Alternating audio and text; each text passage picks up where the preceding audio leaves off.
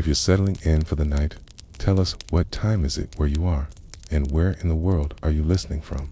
We read every comment, and if you enjoy falling asleep to quiet history, please consider subscribing to the channel. It helps us keep digging up the slow, forgotten moments of the past, the kind you rarely hear about in school. Now, close your eyes. Let's return to the years when Napoleon ruled the world and quietly lost everything. Asterisk, he was born in Ajaccio, Corsica, in 1769, months after France had acquired the island from Genoa. Technically, Napoleon Bonaparte was French, but only in paperwork. In the eyes of Parisians, he was something far less refined. He was Corsican. That meant he was provincial, wild, poor, barbarous, and perhaps worst of all, he had an accent that grated on the ears of aristocrats like a spoon dragged across stone. You can picture the room. A young boy, 9 years old, with sharp cheeks and black eyes, standing stiffly in a corridor of Brienne Military Academy. The walls were cold stone, the ceilings high and judgmental, and the other boys. They laughed behind their velvet cuffs when he mispronounced his French conjugations. They called him names Napoleonic, Ostranos, a pun on his surname. They mocked his threadbare clothes, which still smelled faintly of the sea and goat leather from the Corsican hills. His French wasn't just accented, was halting, unsure. He often slipped into Italianate pronunciations. For them, he was not quite civilized, but the boy kept his silence. He studied more than anyone, and not out of love for knowledge. It was anger, a slow-burning internal furnace that he kept tightly bolted. This was the first version of Napoleon, the outsider, the boy who read Plutarch while the others wrestled, the one who memorized Roman strategies while being laughed at during lunch. The library at Brienne became his only refuge. By candlelight, he read of Caesar and Alexander, of the Spartans, and of Machiavelli. These were not bedtime stories. These were maps of a different kind of survival. Meanwhile, back in Corsica, things were falling apart. His father, Carlo Bonaparte, a minor nobleman with grand dreams, had tried to ride the wave of French acquisition to gain favor in Paris. He failed. He died of stomach cancer when Napoleon was just 15. That left the family financially and politically adrift. By then, Napoleon had already begun drafting military essays. In one of his earliest surviving notes, he wrote, "Everything tells me I was destined for great things." But no one in Brienne believed that, and frankly, why would they? He was poor. He was strange, and his handwriting was atrocious. Still, when he graduated and entered the École Militaire in Paris, his file described him as taciturn, meditative, and profoundly serious. Not exactly a compliment in a city that still celebrated wit more than rigor. The French capital was a place of salons, powdered wigs, and polished rhetoric. Napoleon was a man of few words and a lot of cannon diagrams. He spent most of his early Paris years surrounded by nobles who had never fired a musket. He called them gold-laced peacocks. They called him the Corsican with greasy hair. It was during this time that something strange happened. While most officers partied, he buried himself in logistics reports. He examined grain supply chains. He memorized horse endurance charts. He learned how long it took to move a battalion 10 kilometers on muddy roads in winter. It was mind-numbing. It was also critical because, unlike the aristocratic dandies he worked with, Napoleon knew that if war came in, war always came. Nobody would care about his accent. They would care about results. And then came the French Revolution. Suddenly, everything turned upside down. The aristocrats fled. The salons emptied. The guillotine filled the silence with steel and screams. For the first time, being noble was a liability, not an asset. The Corsican accent. Less of a problem now, but revolution, too, is chaos. And chaos favors the prepared. Napoleon moved like someone who who had been waiting for this very moment. He aligned himself with the Jacobin, specifically with Augustin Robespierre, brother of the man who would soon preside over France's most infamous bloodletting in 1793. He got his first real break not because of brilliance, but because of a vacancy. Toulon, a French port, had been handed over to the British by royalist rebels. The revolutionaries needed someone to lead an artillery assault. The previous commander had been dismissed. Napoleon, a 24-year-old with a Corsican accent and a pile of diagrams, stepped in. Here, boring history mattered. He reorganized artillery placement, measured wind patterns, calculated angles. Every cannonball became a vote for legitimacy. After weeks of bombardment, Toulon fell. Napoleon was promoted to brigadier general. Overnight, his name echoed in political corridors, not because of speeches, not because of charm, but because he understood something simple and devastating. War is math with blood on it. Still, even now, he was not trusted. The Thermidorian reaction soon purged the Robespierres and anyone linked to them. Napoleon was imprisoned for a few weeks. His name nearly vanished into a bureaucratic file drawer. He survived because an old associate argued that he was too useful to discard. So he stayed in the army, quietly, waiting again by 1795. He was assigned to suppress an uprising in Paris. Royalists, again, government, now called the Directory, was cornered in the Tuileries Palace. They needed someone decisive. They called Napoleon. He didn't hesitate. He didn't negotiate. He brought artillery into the city and ordered grape shot fired directly into the crowd. Hundreds died. It became known as the whiff of grape shot, a poetic understatement for what was essentially urban slaughter. But Paris was calm the next day. The uprising was over.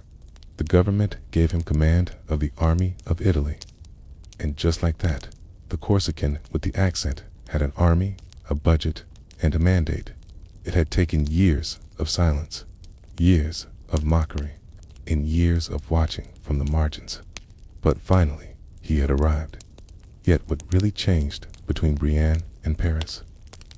Was it simply opportunity that made the difference? Or was the seed of ambition already hardened into something else? 'Cause, even now, with promotions and praise, they still whispered about his accent. Asterisk, he rode into Italy, not as a liberator or a conqueror, but as a man carrying debts, cynicism, and a moldy army. The year was 1796. The French army of Italy was underfed, unpaid, and wildly undisciplined. Morale was low. Supplies were missing. The men hadn't seen bread in days. Their boots leaked. The smell of wet leather and rotting canvas clung to everything. And into this mess came a 26-year-old general, thin as a matchstick with long hair, high boots, and a face that still looked like a student. Many officers laughed. Some openly mocked him. He didn't look like a general. He looked like someone playing dress-up, but he did something very few had done before. He spoke to them not of glory, quote, of shoes, of rations, of marching speeds, of dry places to sleep. Then he spoke of plunder. Italy, he told them, was ripe. Austrians held it. Milan was soft. Lombardy was full of nobles with heavy purses. If they followed him, he promised they'd eat again. Not because the Republic would send food, but because they would take it.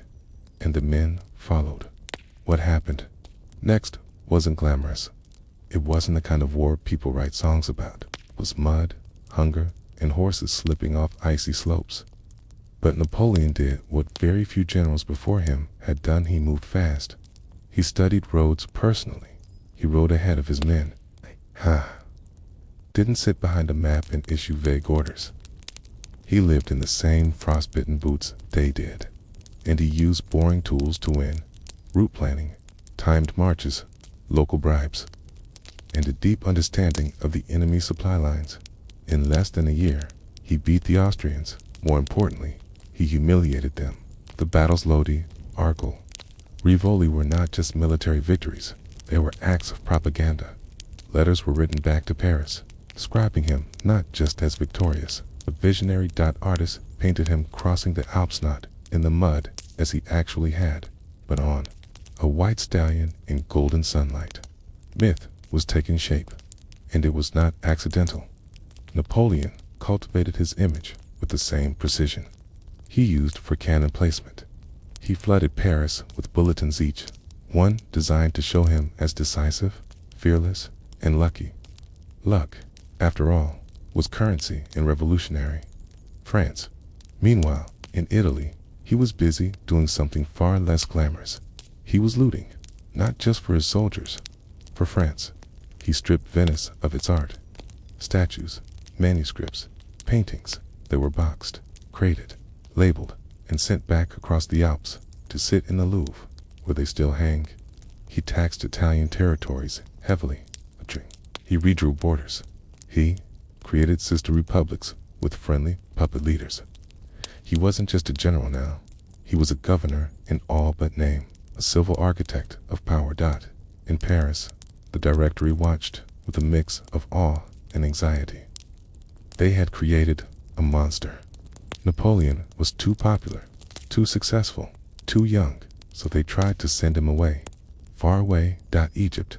On paper, it was a scientific and military expedition to liberate Egypt from the Mamluks.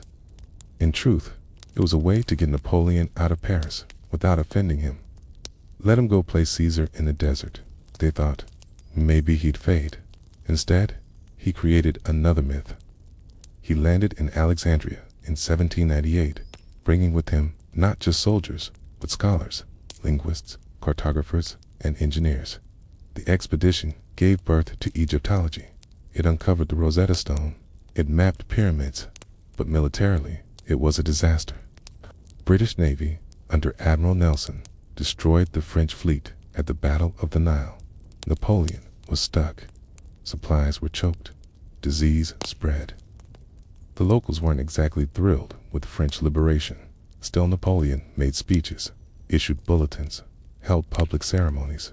He knew that even failure could be framed as destiny, if written with enough flair. By the time he returned to France in 1799, abandoning his army behind him, he was still hailed as a hero.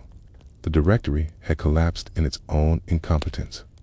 Paris was ready for something new, and Napoleon provided it. Through a coup known blandly as the 18th Brumaire, he seized power, not by tanks or terror, but by confusion, clever timing, and legal paperwork. He became first consul. Then, a few years later, Emperor. And here's the curious thing. The same men who once mocked his accent were now bowing to him in court. He wore Italian silks, crowned himself literally, took the crown from the Pope's hands, and placed it on his own head. He built schools, codified laws, reorganized the tax system, launched national banks, established merit-based promotion systems in the army, and still, he never forgot Brienne. He wrote about it later. The boys who laughed, the cold hallways, the loneliness of being mocked. But now, those same institutions bore his name and that island accent. People now called it exotic. But beneath all of it, the laws, the rituals, the triumph, something else was brewing.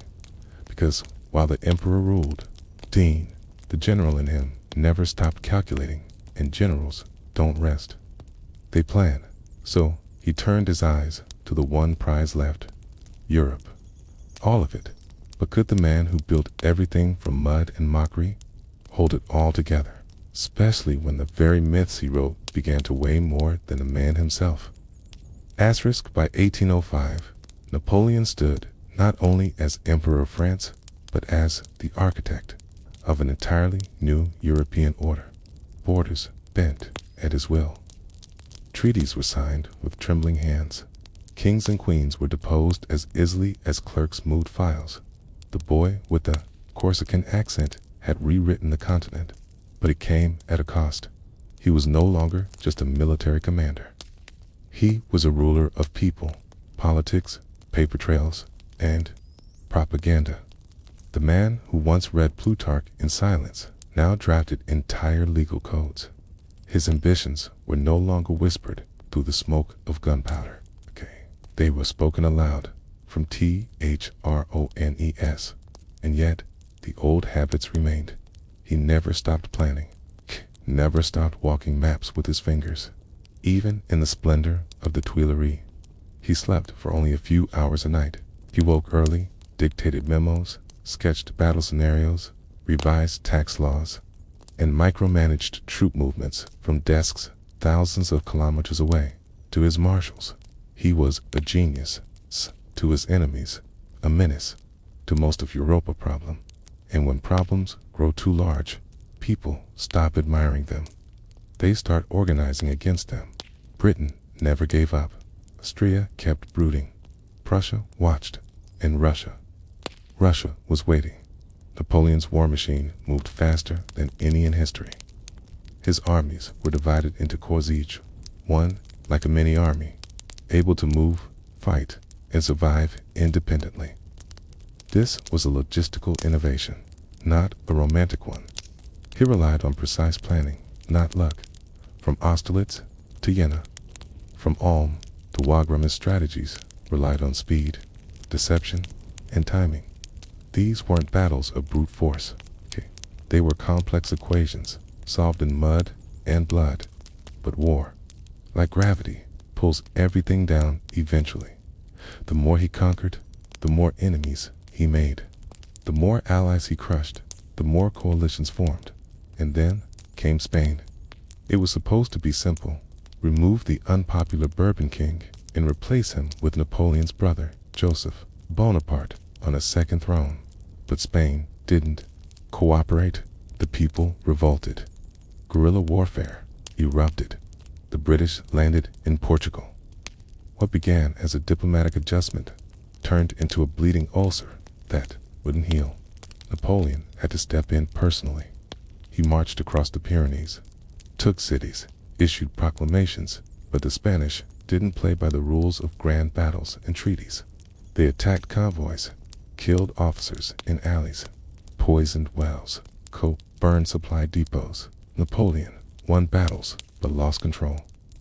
This was not war in the style of Austerlitz. This was something older, messier. The Spanish countryside turned against him like an infection in the bone, and then he made the one mistake that historians still study with a mix of awe and disbelief. Russia in 1812. He invaded with over 600,000 men, the largest army Europe had ever seen. But Russia didn't fight as expected. It retreated. Burned fields, dismantled roads, left nothing behind. Napoleon entered Moscow only to find it in flames. No supplies, no peace offer, no surrender. And then winter came. The retreat from Russia wasn't just a military failure. It was an unraveling. Horses collapsed mid-step. Men froze upright in their saddles. Cannons were abandoned in snowdrifts. Roads disappeared under blizzards. The Grand Army dissolved not from battle, but from cold, hunger, and exhaustion. By the time he limped back to the borders of Poland, fewer than 100,000 remained. Many of those wouldn't last the season. Europe smelled blood. Austria, Prussia, Britain, and Russia, once wary of each other, now found common purpose. They pressed in. Napoleon raised new armies, fought new battles, Dresden, Leipzig, Tees, dozens of others. But the tides were turning. In 1814, Paris fell. Napoleon abdicated. They exiled him to Elba, small island off the Italian coast. He was given a modest royal title and allowed to live with a small retinue. It should have been the end. WASN, single quotes, after just 10 months, he escaped, landed in France, and began marching north. Soldiers sent to arrest him joined him instead. Villagers cheered. The monarchy fled. in one of the most absurd reversals in European history. He returned to power without firing a single shot. But the world was no longer the same.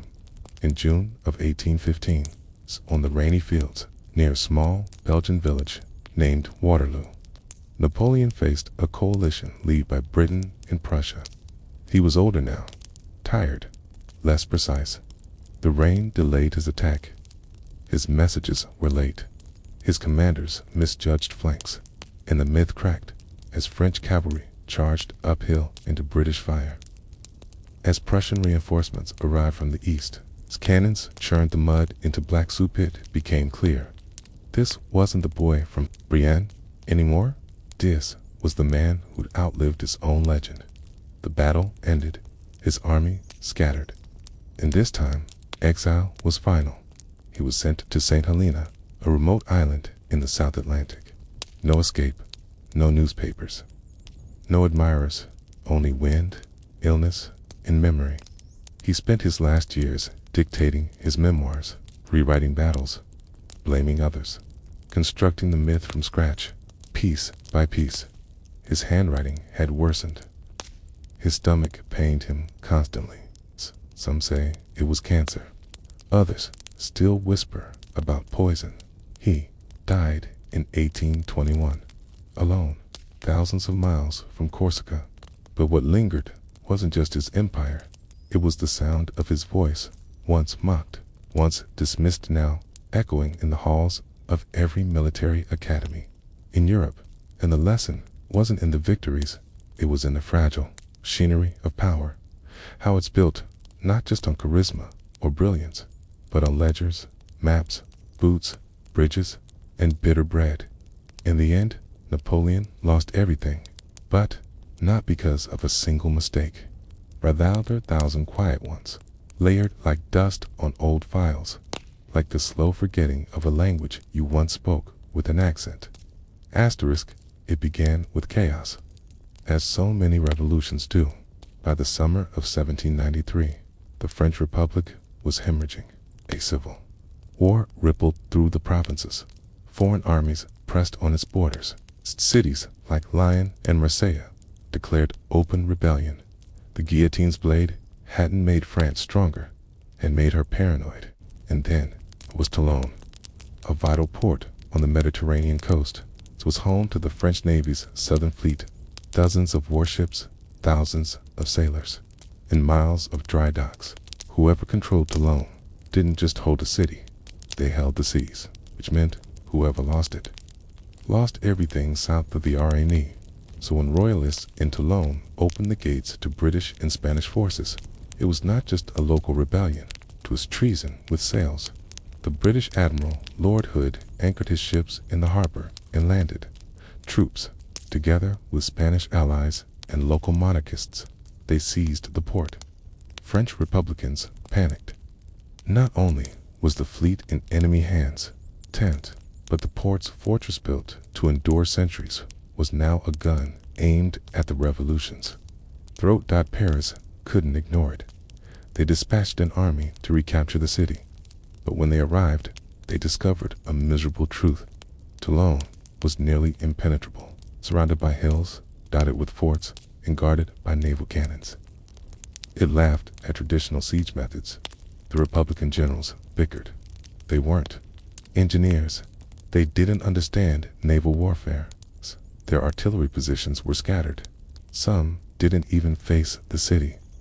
Progress stalled. Days turned into weeks. And then came a letter. It's from a young captain, asterisk. His name was Napoleon Bonaparte.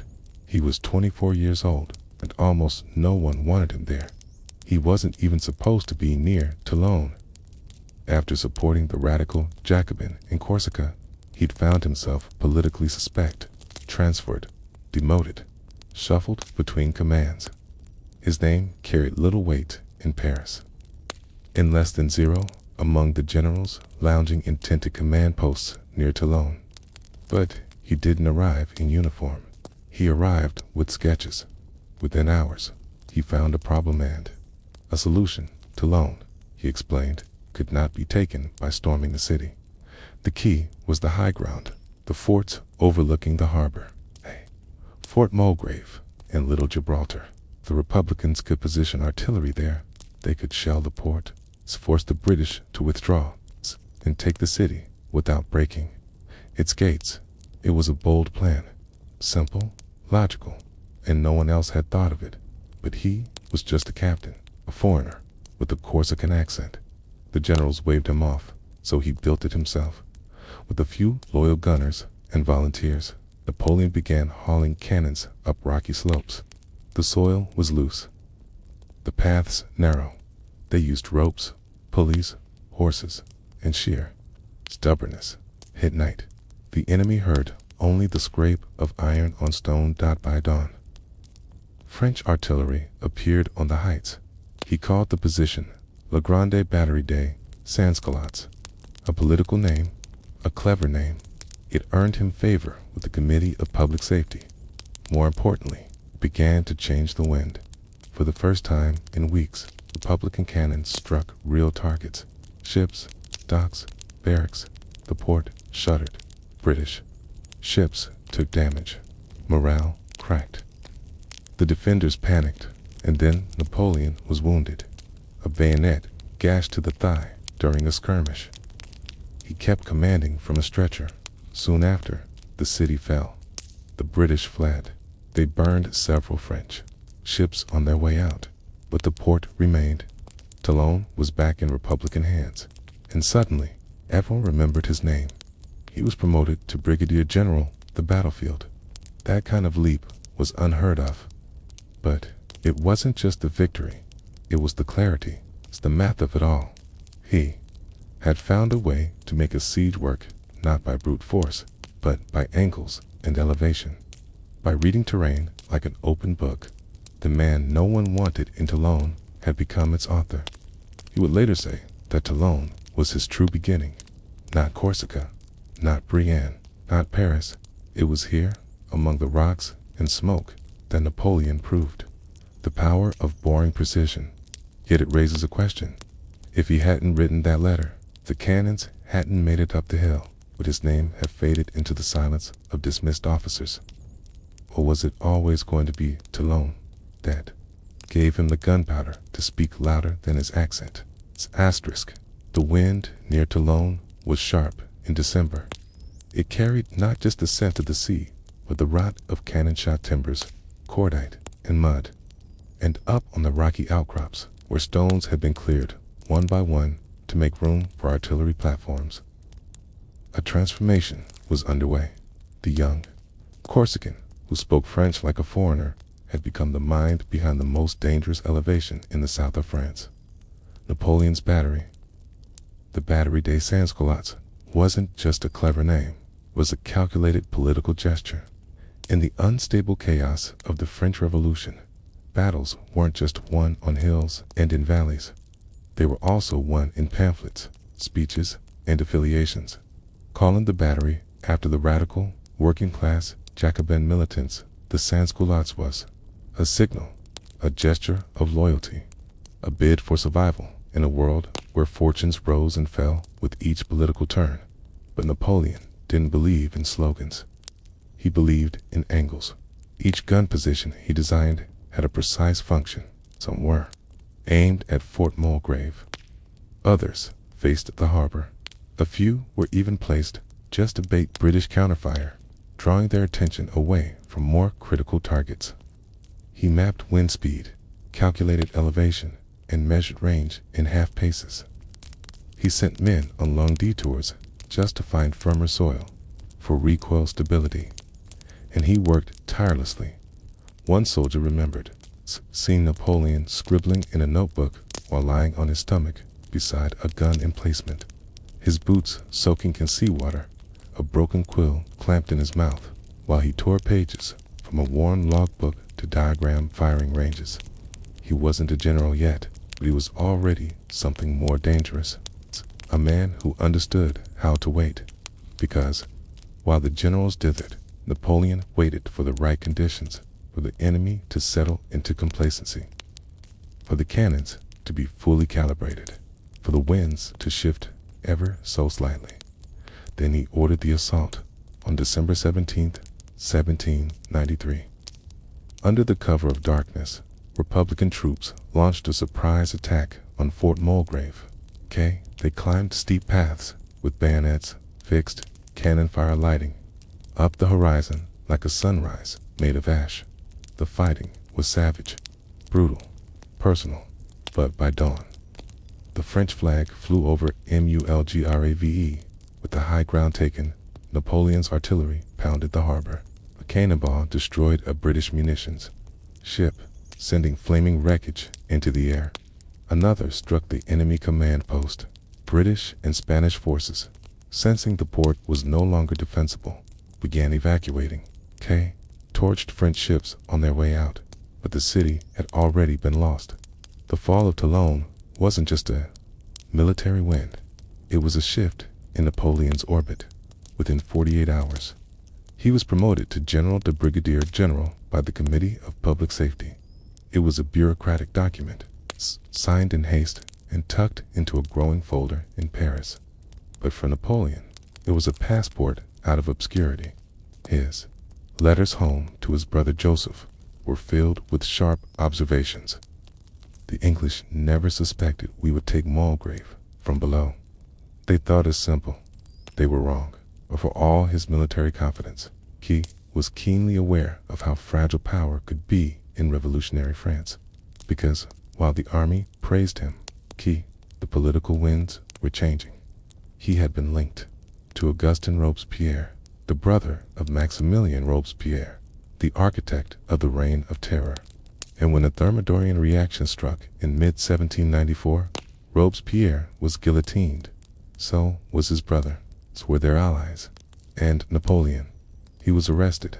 No trial, no formal charges. It's just suspicion. Key sat in prison for 10 days while Paris decided whether he was still useful. Eventually, he was released. The Directory, France's new government, was disorganized. They didn't trust him, but they had no one better, so they kept him on reserve lists, gave him menial tasks. Napoleon faded from public view for a time. He spent months in Paris, living cheaply, writing letters, reading strategy. But he hadn't forgotten Toulon, because Toulon had taught him something deeper than artillery. It had taught him that the best generals weren't the ones with flashy uniforms or famous names. They were the ones who understood where to place a cannon, when to wait, and how to turn a muddy hillside into a moment of immortality. That battery, one nobody cared about before he named it, became legend. It later appeared in military textbooks. Its design copied, its elevation angles studied, but the real lesson wasn't in the diagrams. It was in the silence before the shot. Because the man they tried to ignore at Toulon, the one they nearly sidelined, had changed the war with a tar, few piles of rocks, and some borrowed rope. And now, as the revolution staggered toward uncertainty, I couldn't help but wonder what would happen if they gave that man real power. His desk, after the smoke cleared over Toulon, there was no parade, no triumphant music, just the hum of supply wagons, the clink of chains as prisoners were marched away, and the soft, constant thump of bodies being buried in cold, wet earth. Victory in revolutionary France was not always celebrated. Times recorded. Napoleon Bonaparte recorded it in his mind like a ledger. Toulon had not been about glory. It had been about clarity. Every general who had ignored him was now silent. Every officer who had questioned his plan was now quoting it. But even as Paris issued his promotion to Brigadier General, and reports of his genius passed from hand to hand among ministers and committee members, Napoleon's own name was still uncertain. Was he a Jacobin, a pragmatist? In the immediate aftermath of Toulon, he was neither reassigned nor given a standing command. For weeks, he drifted between titles and locations. No one quite knew what to do with him. He stayed for a time in Nice, walked the hills, drew maps, visited artillery foundries, and asked about the new alloys. He was a general now, but his boots were the same. The soldiers respected him, but the politicians, especially the cautious ones in Paris, watched him with cold eyes. He had risen too fast. He had chosen sides too boldly in their world. Men who rose too fast were either promoted into exile or buried under silence. So when the Thermidorian reaction came in July 1794, Napoleon was caught in the wave. Augustin Robespierre, a key supporter of his and one of the few men who had truly championed him in Paris, was executed alongside his brother, Maximilian. That fall, Napoleon was arrested. There are no dramatic quotes from him during this time, no letters from prison, no diary pages of grief, just a record of detention and then release. Quiet, administrative, calculated. The government had looked into his record, weighed the cost of executing a war hero, and decided he was too useful to discard. For now, but he was placed on the inactive list. That meant no command, no army, no glory, just waiting for a man like Napoleon. This was a different kind of battlefield, and he adapted. He moved to Paris, lived modestly. He kept a room near the Rue des Capucines. He borrowed money from his brother. He wrote long letters about the failures of the Directory. He analyzed troop positions in Italy and Austria. He critiqued newspaper articles with a red pencil, and he waited. One minister, upon seeing him in a corridor, asked, "What does that artilleryman do here all day?" "He studies the map of Europe," came the reply. Because even in stagnation, Napoleon moved quietly, internally. And then came the uprising. October 1795. Paris erupted again, this time from royalists who believed the revolution had run its course and that it was time for the monarchy to return. Tens of thousands marched on the Tuileries. The new government, the Directory, was outnumbered, unarmed, and unready. They needed someone with experience. One of the ministers, Paul Barras, remembered the silent general from Toulon, the man who moved cannon where no one else could. Tone, man who won not by speech, but by angle. They called him in. Napoleon was asked one question: "Can you defend the government?" He answered, "Yes." No plan, no speech, no conditions. Just one word: yes. He ordered artillery brought into Paris. He requisitioned grapeshot and chain cannon. He didn't speak to crowds. He spoke to lieutenants, key, 2 powder handlers, 2 men who knew what it meant to load, aim, and fire.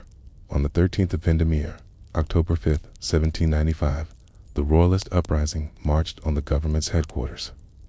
They expected to push aside a few soldiers. They did not expect cannons, not in the streets, not at that range. Napoleon had lined Rue Saint-Honore with artillery. When the crowd came close enough, he gave the signal. Grapeshot tore through the mob. It was over in minutes. Hundreds lay wounded or dead. Survivors fled.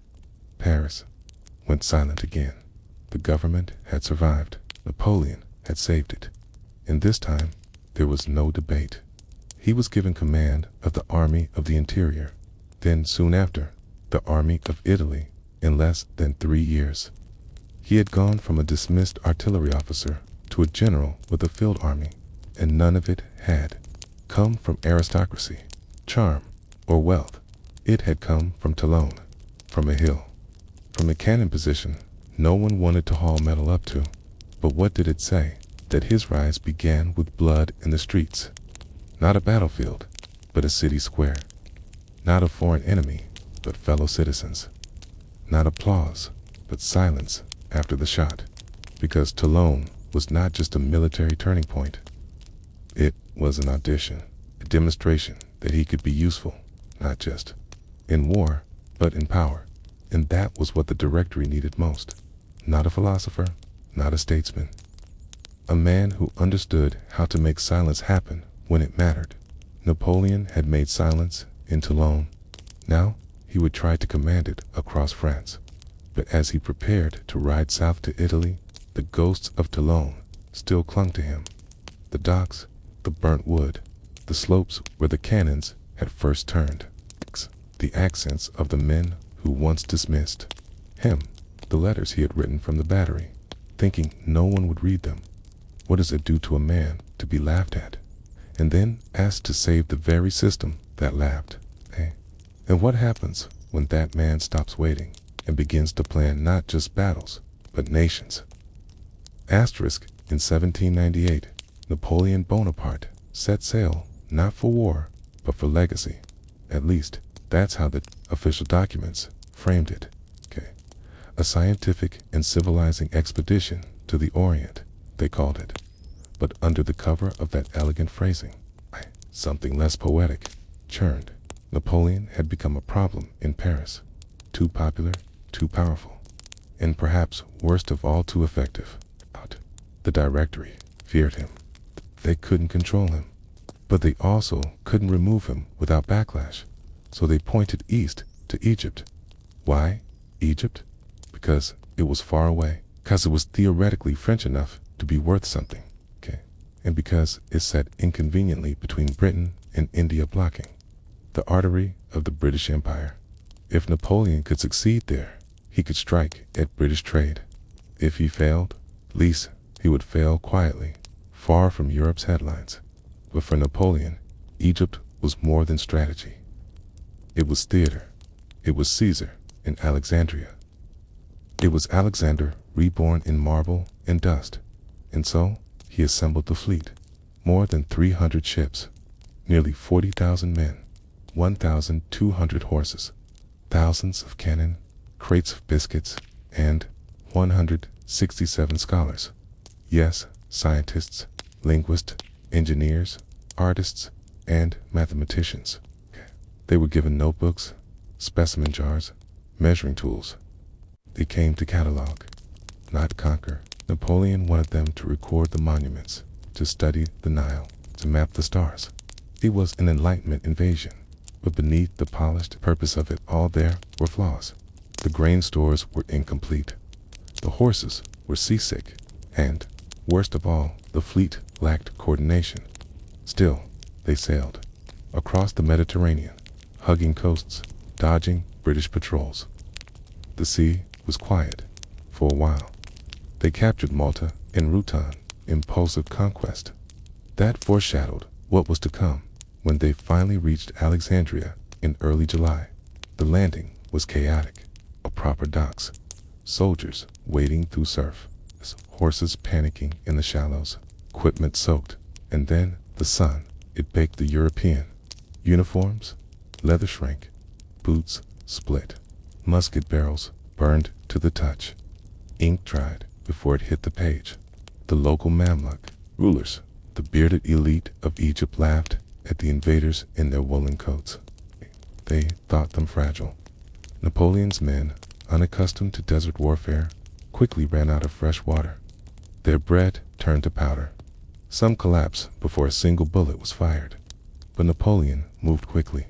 He defeated the Mamluks at the Battle of the Pyramids, though the pyramids themselves were miles away and entirely uninvolved. It was a brutal but efficient fight. Square formations, tight blocks of infantry, bristling with bayonets, so overwhelmed the charging cavalry of the Mamluks. Still, this was a victory in name only, because 3 days later, Admiral Horatio Nelson found the French fleet in Abu Qir Bay and destroyed it completely. The Battle of the Nile was a massacre. French ships caught fire. Powder magazines exploded. Bodies floated in black water. Those who survived limped ashore with nothing but their shirts. Napoleon was stranded. Egypt, once a vision of glory, became a logistical nightmare. The army had no reinforcements, no resupply routes, and no hope of retreat. So he adapted. He declared himself the protector of Islam, issued proclamations in Arabic, tried to present the French invasion as liberation from the Mamluks. He even had leaflets printed declaring that the French worshipped only one God and respected the Prophet. But the locals weren't fooled. The French didn't speak Arabic. They didn't understand the Quran. They wandered the markets wide-eyed, unable to navigate basic interactions. They carried wine through mosques. They dug latrines too close to wells. Napoleon scholars, meanwhile, were hard at work. They documented flora and fauna, measured temple walls, sketched hieroglyphs. It was one of these scholars, Pierre Francois Bouchard, who stumbled upon something buried near Rosetta, a black stone, inscribed in 3 scripts: Greek, Demotic, hieroglyphic. The Rosetta Stone. It would one day unlock the entire language of ancient Egypt, but at the time, it was just another artifact in a pile of imperial detritus. Meanwhile, the army suffered. Desert. Heat cooked them by day. Mosquitoes tore at their skin by night. Supplies ran low. Clothes rotted. Discipline cracked. In Cairo, revolts broke out. The French crushed them brutally. Executions. Cannons fired into crowded neighborhoods. Reprisals that alienated every possible ally. Napoleon, once hailed as a genius in Paris, was now a man surrounded by dust, silence, and suspicion. He wrote back home about triumph in science, but his letters were theater, like so much in Egypt. They were staged for posterity, because by the end of 1799, the news was worse. Austria had rejoined the war. Russia had entered the fray. The French Republic was faltering. Napoleon saw an opportunity, not in Egypt, but in absence. One night, without warning his men, he boarded a small ship and slipped out under cover of darkness. He left the army behind. When he arrived back in France, he spun the tale into myth. Egypt had been a success, he said. The people had been liberated. The scholars had made extraordinary discoveries. The military was still secure.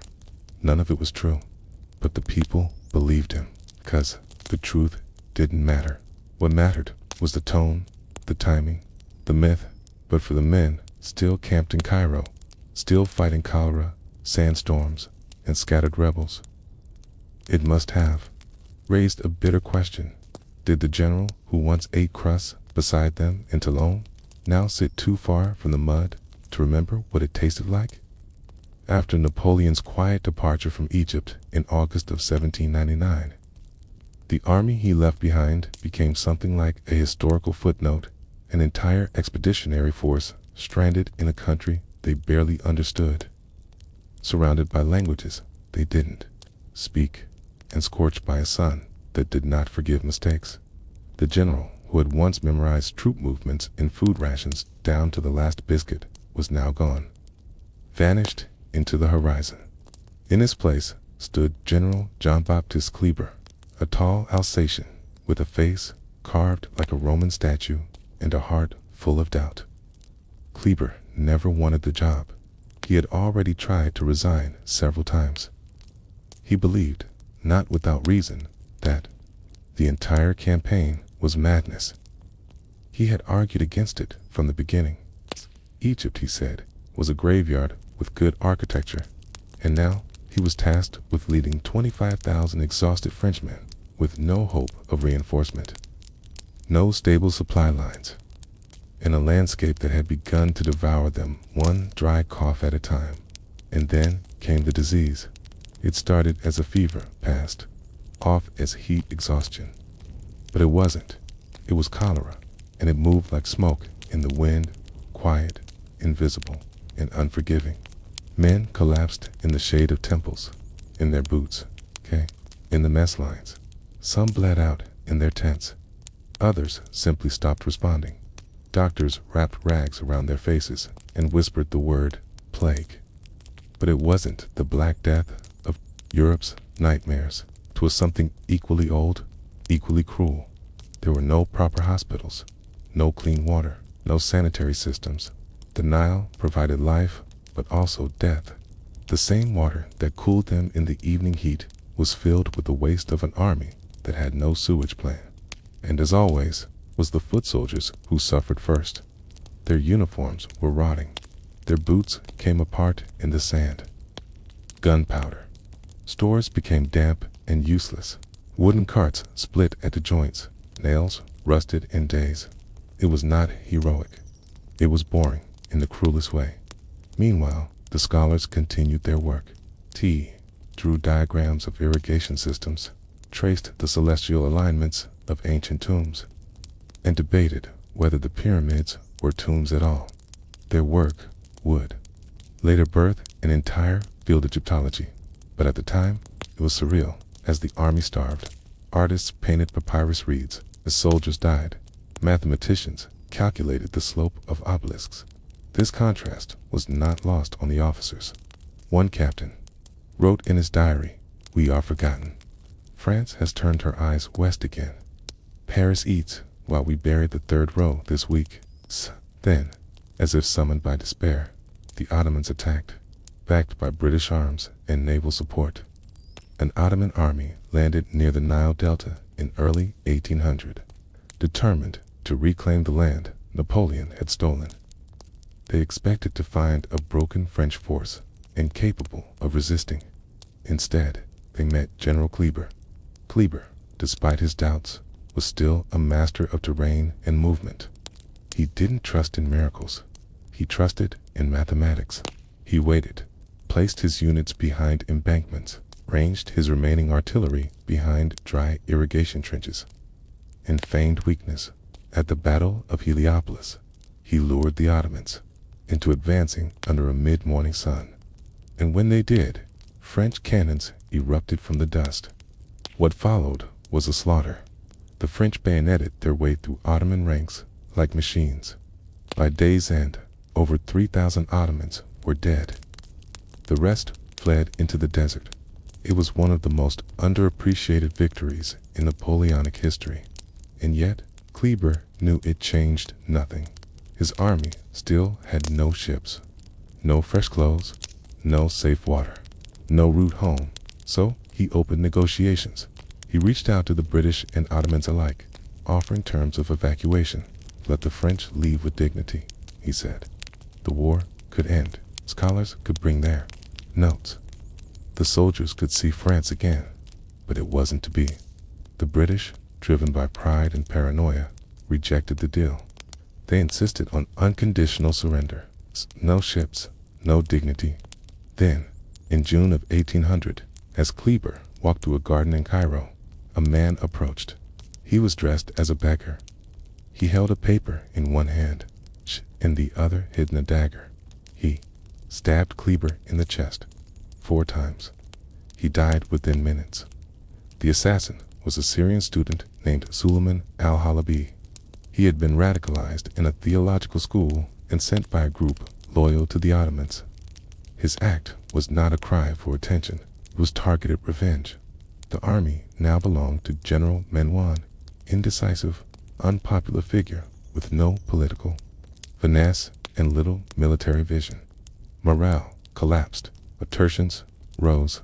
Some men tried to disguise themselves as locals, only to be caught and killed. By now, most of the original expeditionary force had died. Some from wounds, many from disease, more from thirst, and others simply from the slow erosion of discipline. In memory, in March of 1801, British forces returned, this time in greater numbers. They stormed Alexandria. What followed was a series of confused, bitter skirmishes fought among date groves and half-collapsed granaries. The French lost again and again. Finally, in August of 1801, Menou surrendered, but he did not go quietly. He tried to hide the Rosetta Stone, smuggling it inside scientific crates marked as irrelevant. But British officers found it, seized it, and took it back to London, where it still sits in the British Museum. The French soldiers, what was left of them, were finally put aboard ships. Some died on the return voyage. Others arrived in Marseille, too weak to stand. They were greeted not with cheers, but with silence, because by then, Napoleon had already declared himself first consul of France. The Egyptian expedition had become a minor line in his rising legend. The failures, the disease, the surrender, all of it had been edited out of public memory. What remained were marble statues and quiet omissions. But for the men who had slept under ruined columns, for the engineers who watched cannon wheels splinter in the heat, for the scholars who had traced hieroglyphs while the walls around them cracked from cannon fire. Egypt was not a myth. It was a slow unraveling, and perhaps that's the question that lingers: what is a legacy built on? When the truth lies buried beneath the sand with the ones who didn't return. By the time the last French soldier limped off Egyptian soil, the campaign had consumed 3 years, tens of thousands of lives, and a fortune in wasted resources. And yet, to most of Europe, barely registered, it was eclipsed by the rise of Napoleon himself. He had left Egypt behind, but he had also returned to France in triumph, overthrown the Directory, and crowned himself first consul in the space of a few months. It was a magician's trick on a continental scale. He left a disaster and returned a legend. But Egypt did not forget him, not the officers buried in unmarked graves along the Nile, not the Egyptian civilians who had watched their cities desecrated and looted in the name of enlightenment, and certainly not the British who walked away from the campaign with new territory, new prestige, a priceless slab of stone.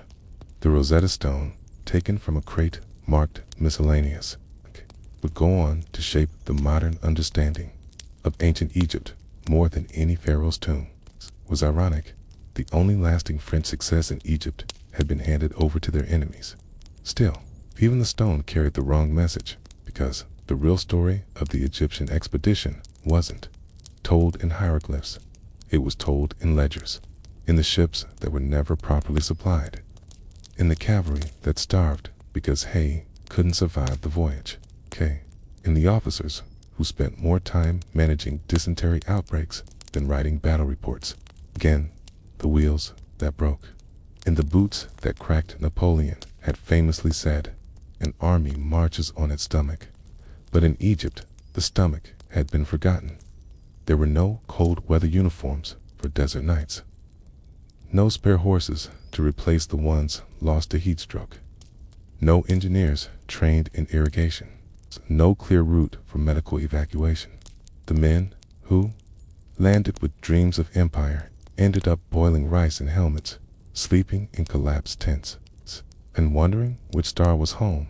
Yet, in France, the story remained sanitized.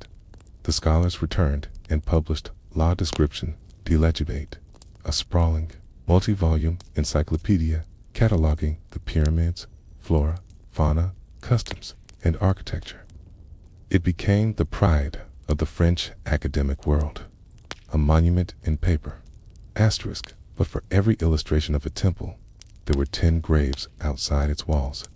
For every page describing the elegance of a sarcophagus, there was a foot soldier buried nearby with no marker, his name left off the roster, because his death didn't coincide with a battle. Even the officers' correspondence changed. Letters from early in the campaign had been filled with awe. The sun sets like a god here. We drink in the Nile with our eyes. The past lives around every corner. Later, letters, if they came at all, were different. We are out of salt again. The men have dysentery. The enemy is everywhere, but nowhere. The desert does not forgive. Many of those letters were never sent. Mail lines had collapsed. Couriers were killed or never returned. News from Egypt took months to reach France when it came at all. Meanwhile, Napoleon, now firmly in control of France's government, rarely spoke of the expedition. When he did, it was always vague. We enlightened them. We brought civilization. We did what was necessary. But those who had truly been there, those who buried friends in sandstorms or carried wounded comrades on mules through malaria-infested canals, they knew better. One anonymous journal entry from a surviving corporal simply read, "Egypt taught us that the sun can kill faster than bullets, that food matters more than medals, that generals sometimes disappear before the rest of us are even awake." The expedition had cost France more than it gained. It had not weakened Britain in any meaningful way. It had not established a lasting colony. It had not won the hearts of the Egyptian people, and yet it had served its true purpose. It had removed Napoleon from France where the Directory feared him.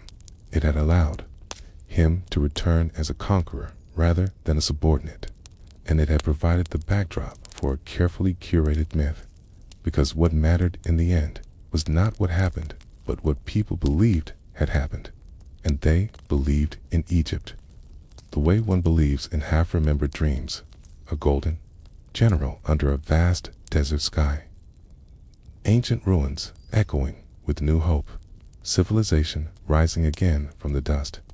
But beneath that dream was a quieter truth, a truth written not in hieroglyphs, but in mud, in rosters with names crossed out, in field hospitals that ran out of bandages, in the stink of boots left too long in stagnant canals. And maybe that's what makes the Egyptian expedition so haunting, not its failures, but how invisible those failures became. Not because they were hidden, but because they were boring. The kind of slow-motion catastrophe that doesn't make headlines. It's the kind that rots the edges before anyone notices the center's already gone. So, in the end, we're left with a final question. What matters more to history? The story told in statues and scrolls, or the one buried in the sand beneath them? Asterisk. In the world of war, the smallest mistake is often the deadliest. Not a failed charge, not a betrayal, not even a missing cannon. Sometimes it's just a number, just a line, a curve, shaded hill on a map that doesn't quite match the real one. And for Napoleon Bonaparte, that mistake very nearly erased him before his name had ever fully risen. It happened in the Alpine foothills, a tea on a mission so obscure that most historians only mention it in passing. It was early 1795. Napoleon had returned from Toulon as a newly promoted brigadier general. His reputation was strong. His position was not from France, was still at war with half of Europe. The Austrians and Sardinians threatened France from the southeast, pressing through Piedmont and Savoy. The terrain was mountainous, unforgiving, and full of narrow passes that turned armies into trickles. The French Directory needed someone to oversee a planned offensive in the Alps, not to lead it, just to plan it, to draw it. It was a paper assignment, a logistical role. Napoleon accepted it because he understood something most generals didn't. Paper was where wars began. The assignment was called the Plan de Campage, Port l'Armée d'Iak, a campaign blueprint that would direct how troops moved into the Italian peninsula through mountain routes, rivers, and villages. He was given a map. It looked precise. It wasn't, at the time. French cartographers were undertrained, underfunded, and in a hurry. The revolution had gutted much of the old military bureaucracy. Engineers had been executed. Surveyors defected. Mapmakers guessed. The map Napoleon was given had been drawn using rough sketches, older Jesuit surveys, and military assumptions from a century earlier. One valley was mislabeled. One river was reversed, and it passed through the maritime Alps, supposedly usable by artillery was, in fact, a goat trail littered with ice and shale. Napoleon began the campaign. Planning anyway, he positioned troops along the imagined ridgelines. He coordinated 3 separate columns to converge near Sorge. He scheduled supply wagons to follow within 2 days. He ordered heavy artillery to be pulled up what he thought was a slope. Then came the reconnaissance reports. Officers returned, pale, shaking their heads. The pass was nearly vertical. No cannon could ascend it. Not even a mule team could manage it in wet conditions. The ridgeline did not exist. The valley below the one Napoleon expected to funnel reinforcements through was choked with snowmelt and flooded beyond passage. His plan collapsed. Napoleon tried to adjust. He issued orders to redirect troops. He canceled a column, but it was too late. Army had already begun its slow crawl forward. In the weeks that followed, French soldiers became stranded in the upper valleys. Some froze, some starved, many deserted. Local peasants, loyal to the Sardinians, picked off stragglers. The offensive never even reached the enemy. It stopped dead in a forest of logistical errors. The commanding generals in Paris, furious at the failure, looked for someone to blame. Napoleon's name was suddenly not being praised in reports, was being reviewed. Whispers spread. He had never led a full campaign. He was too young, too confident, too eager to draw plans, not seasoned enough to test them. A recommendation came down: suspend him for several weeks. Napoleon was effectively without a post. He loitered in Marseille. He visited his brother. He wrote letters no one answered. One day, while standing at the edge of a dry port in Toulon, he was seen talking to himself, tracing patterns in the sand with a stick, muttering troop movements. People assumed he was losing his grip, but he was redrawing the map. By memory, correcting the slope errors, adding the missing river, because Napoleon had realized something brutal and necessary. A general must verify his own paper. He had trusted too much, assumed too much, believed that the mapmaker knew the terrain better than the dirt itself. He never made that mistake again. From that point forward, Napoleon obsessed over topography. He carried folding rulers and measuring cords. He questioned engineers personally. He demanded first-hand reports before committing a single battalion. Later, in Italy, Egypt, and at Austerlitz, he would often walk the battlefield himself. At dawn, long before the enemy woke, he would touch the soil. He would taste the wind. He would measure the time it took to march from one ridge to another. But none of that discipline was born in glory. It was born in failure, in the cold, wet folds of an alpine map that had betrayed him. In the weeks of silence that followed, when Paris stopped calling, in the realization that power didn't lie in confidence, but in correction. And perhaps the most telling moment of all came in the margins of one of his later notebooks. A single line: "We do not lose battles on the field, we lose them in ink." Asterisk. It was late winter, and the sun barely crested the alpine ridges before retreating again behind a curtain of cloud. In that fragile light, the silhouettes of stranded French soldiers looked like broken fence posts, stilted, cold, motionless. They had marched according to the plan, but the plan had been drawn on bad paper. The terrain around Sorge, where Napoleon's columns were meant to meet in a swift convergence, proved unrecognizable. What had appeared on the map as a wide slope was actually a shell-cracked ledge. The pass that was supposed to allow for artillery wheels was barely walkable. A dry creek bed, shown on the diagram, was flooded with icy runoff and had already swept away an entire supply wagon. The entire operation was supposed to be quiet, clean, mathematical, a precision movement through the maritime Alps to outflank Sardinian forces near the Italian border. Instead, it became a logjam of men, mules, broken axles, and curses that froze on their lips. Napoleon had miscalculated. But worse, he hadn't. Verified, and in revolutionary France, failure was not viewed kindly. Rumors filtered back to Paris within days. Officers who didn't care much for the Corsican general saw an opportunity. They whispered to the Committee of Public Safety that Bonaparte had been reckless, that his plans were full of geometric arrogance, that he had drawn lines across valleys he had never walked. And perhaps they weren't entirely wrong. Back in Marseille, Napoleon read every newspaper he could find. Few mentioned the failure outright. Fewer still mentioned him.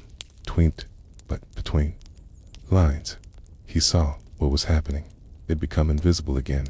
He had tasted the kind of silence that can kill a career. Not outrage, not scandal, just absence. Even in his letters, that fear crept in to his brother Joseph.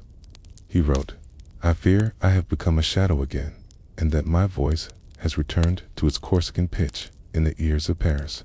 That line said more than he intended. Didn't just fear obscurity.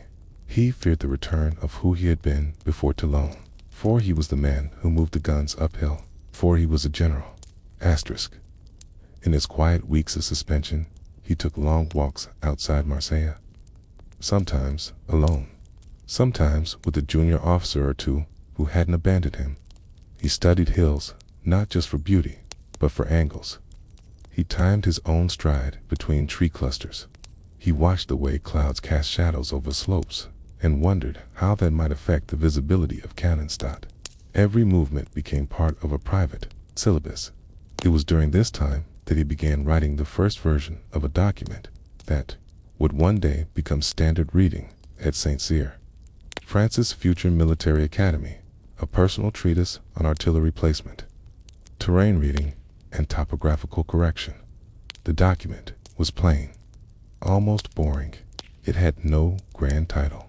Pages of slope analysis, rainfall estimates, the rate at which mud affected the drag of field pieces.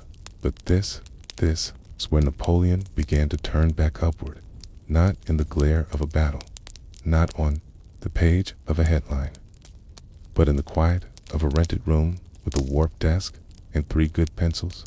Meanwhile, Paris grew more chaotic. Robespierre was gone. The Directory was struggling. The war with Austria and Britain dragged on. In France, needed generals desperately. Someone remembered Napoleon. They dug up his report from Toulon. They reread his critique of the failed Alpine campaign, the part where the plan collapsed, but the part where he corrected it after the fact. In his field notes, he had redrawn the map entirely. He had logged the mistakes, traced the actual slope gradients, and suggested alternative paths. He had accounted for every failure in granular detail, and that, more than anything, got him back in, because while others blamed, Napoleon calculated. A letter arrived.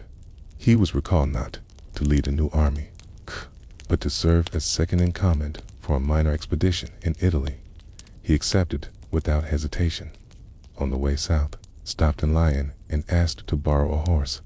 Not a fine one, a strong one. D rode into the hills alone and stood at a pass where his previous artillery had failed to ascend.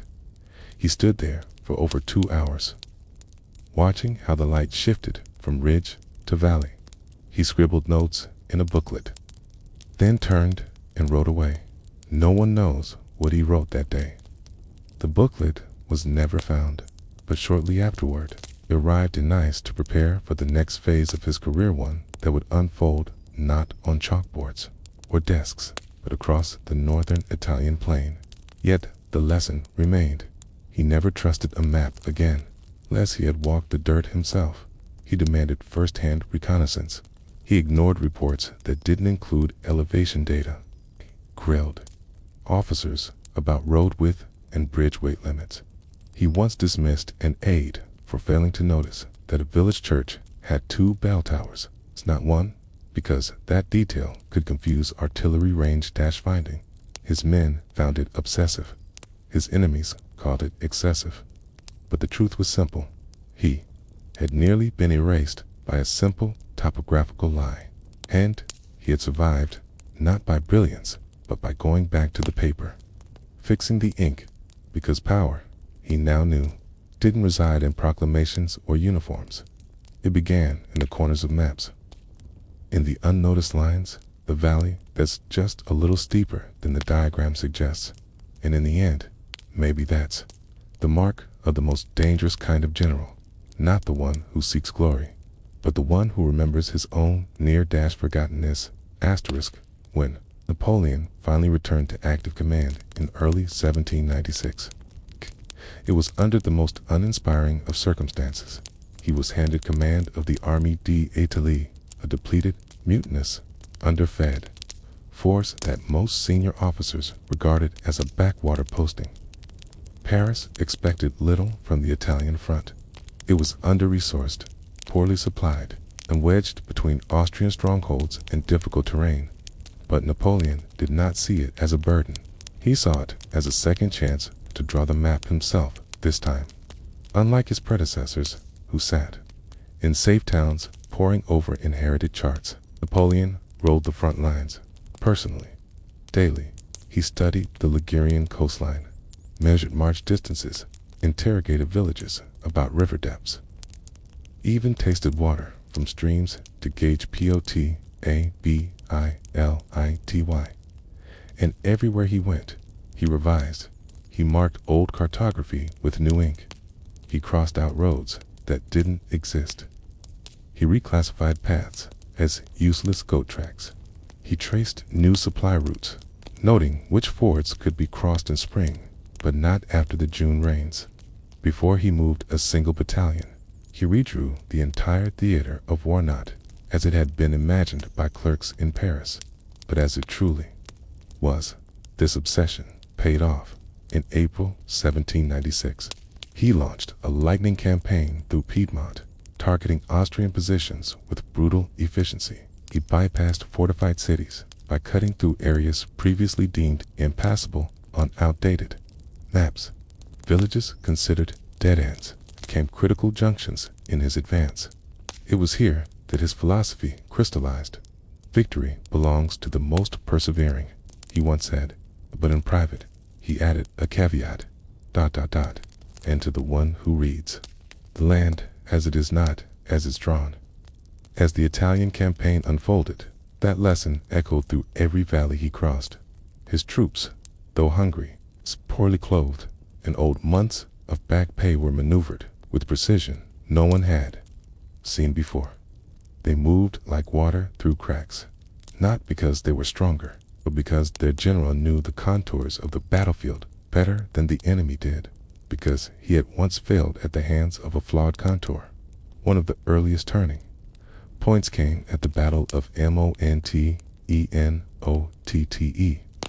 That Austrians believed their right flank was protected by sheer, terrain passable ridges where no French unit could approach. But Napoleon had walked those ridges weeks earlier. He knew the trail, knew the slope, knew that under spring thaw the ground would hold. He sent a force to flank them through that very terrain. The Austrians never saw them coming. Piedmont fell. The campaign had begun, not with a roar, but with the correction. More battles followed. Bellissimo, Dego, Lodège, built on a foundation of intimate topographical knowledge. Where others saw fog, he saw elevation. Where others waited for clearer maps, he moved first. It wasn't magic. It wasn't destiny. It was revision. His staff officers noted that Napoleon would often work late into the night, not on grand strategies, but on map edits. He would sit with charcoal and ink, correcting gradient errors, labeling obscure footpaths, erasing entire routes if a single officer reported they were narrower than expected. To most, it was tedious work. To Napoleon, it was survival, because he remembered the Alpine failure.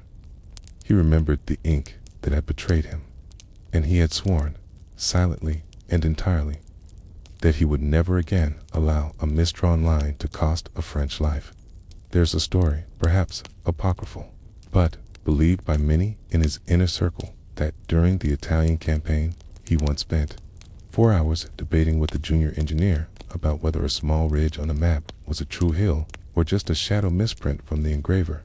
When the engineer insisted it was insignificant, Napoleon ordered a patrol to verify it. The hill turned out to be real. It became the site of an ambush that saved a detachment of French cavalry from encirclement. Napoleon never scolded the engineer. He simply underlined the hill in red ink and wrote in the margin, "Do not trust shadows." The phrase stayed with him. He repeated it years later to cadets. He meant it about maps, but also about men. And perhaps that is what makes this part of his rise so strange, so easily forgotten. He did not ascend through brilliance alone. He rose because he learned from the most boring, unglamorous failure a general can suffer, a misread landscape. He built his empire not on victories, but on corrections. on quiet revisions, on long hours spent staring at terrain features that no poet would ever write about, even decades later. On St. Helena, he still spoke of maps. He once told a British officer who had come to interview him, "Give me a faulty map, and I'll show you a ruined army. Give me 20 minutes to edit it, and I'll win you a province." At the time, the officer laughed, but he didn't laugh when he realized that Napoleon wasn't being boastful. He was being literal, because for Napoleon, battles were won before a single shot was fired. They were won in margins, in slopes, in roads that didn't quite go where they were supposed to. He had learned the hard way after nearly being forgotten, after his name had been whispered in administrative corners as a liability, after his boots had slipped on rocks that weren't supposed to be there.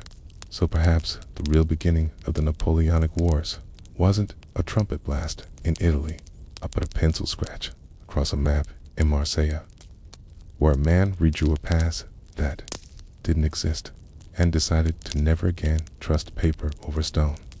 Asterisk victory doesn't always look like triumph. Sometimes it looks like paperwork.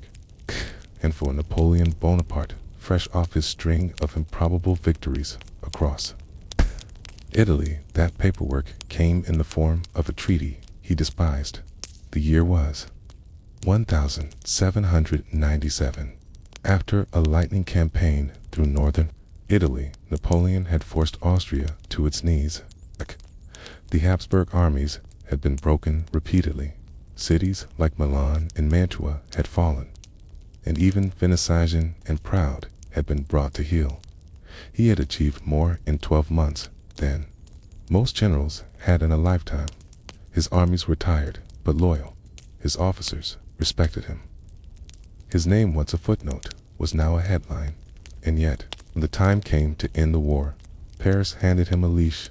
It was called the Treaty of Campo Formio, and though it bore the signatures of French and Austrian envoys, its ink was stained with bitterness, not because France had lost, it's because Napoleon had to settle.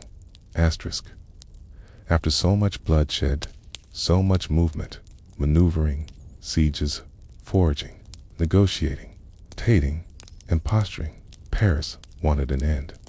The Directory, fragile and frightened, needed peace, not victory, not justice. It's to pause. They feared Napoleon's rising popularity. They feared the army's loyalty to him, and they feared that more wins would only strengthen his shadow. So they sent word: negotiate peace. Do not expand the war. Do not march on Vienna. Do not go rogue. And Napoleon obeyed. Outwardly, inwardly, he SEETH, because he knew the Austrians were vulnerable. He had studied their supply lines, had identified their replacement troop movements. He knew he could push further, possibly take Vienna itself. But orders were orders, so instead of thunder, there came silence. The negotiations were held in the small Italian town of Campo Formio, place with no real strategic value, no symbolic importance, and no grandeur. Just quiet halls, blank paper, and tired diplomats. Napoleon did not walk in as a general.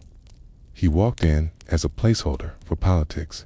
He wore no grand medals, no plumed hat, just a coat slightly stained with ink and a face drawn from weeks of interrupted sleep. On the Austrian side, representatives of the Habsburg monarchy arrived wearing silk waistcoats and powdered wigs, vestiges of an era Napoleon had already buried in the mud of northern Italy. They smiled. He didn't. The terms were simple, but cruelly. IMBALANCED. Austria would recognize French control over Belgium, the Rhineland, and Lombardy.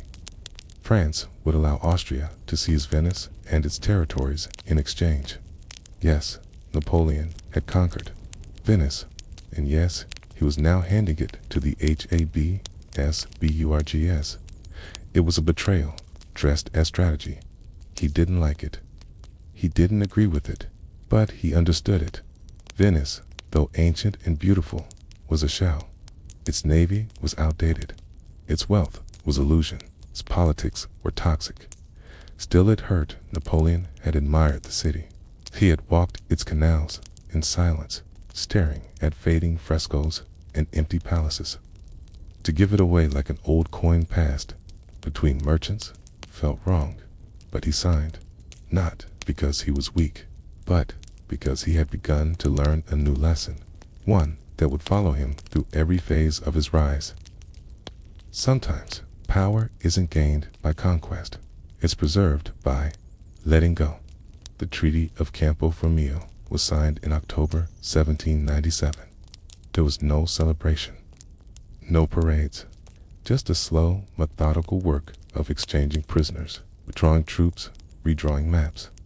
The Austrians returned to Vienna with their pride battered, but their throne intact. The French returned home with victories, new borders, a general, whose name now loomed larger than any government official. Napoleon returned to Paris, a different man, not just a soldier, negotiator, a symbol. He was greeted not with awe, but with calculation. The Directory smiled, praised his work, and immediately began plotting ways to contain him. They offered him new missions, new fronts. They flattered him with public speeches and undermined him with private instructions. They saw what he had become, manned what he might still become. And in that careful game of appearances, Napoleon learned another truth. Paper can win wars more quietly than cannonballs, but that paper always leaves residue. He kept a copy of the treaty in his private files for years, folded, dog-eared, annotated. Next to the Venetian clause, he had written a single word in the margin. Necessary. Not glorious. Not fair. Necessary. And maybe that was the cost of becoming something more than a general. To understand that not every victory ends with flags waving. Sometimes it ends with the sound of a pen scratching across paper in a room no one remembers. Asterisk, the Treaty of Campo Formio had been signed in ink, but its meaning was etched deeper in silence, hesitation, and the unspoken regrets of a man who had, in effect, traded cannon fire for concessions.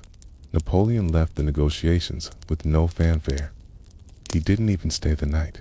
While the Austrian envoys dined and toasted their survival in velvet-draped halls, Napoleon returned to his quarters alone. One aide remembered that the general didn't remove his boots when he sat at his desk. He simply uncapped his pen and began revising troop placements. It's as if the war weren't over, because, in a way, wasn't.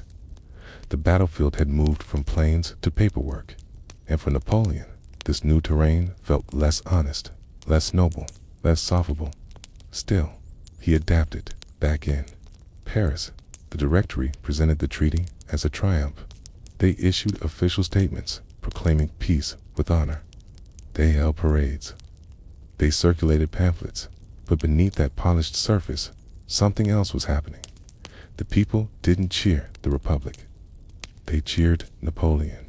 He had returned from Italy with trophies, with generals captured, with maps redrawn, and with stories true or not of daring crossings, brilliant ambushes, in towns that surrendered at the mere sight of his advance guard.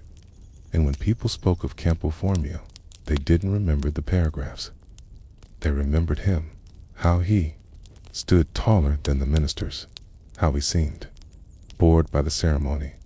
That board looked terrified to Directory. They began watching him more closely, assigning spies, delaying his letters, questioning his choices under the guise of review. Napoleon had learned a quiet form of revenge. He stopped offering explanations when asked about the treaty in public. He nodded politely when questioned about Venice. He simply replied, "The map of Europe is not a painting. It is a chalkboard." He meant it can be erased, but he also meant don't become sentimental. Yet, he was sentimental. Venice had struck something in him, not just as a city, but as a metaphor. A place that had once ruled empires from gilded rooms, now bartered away like a pawn. He had walked through its empty Doge's palace before the treaty.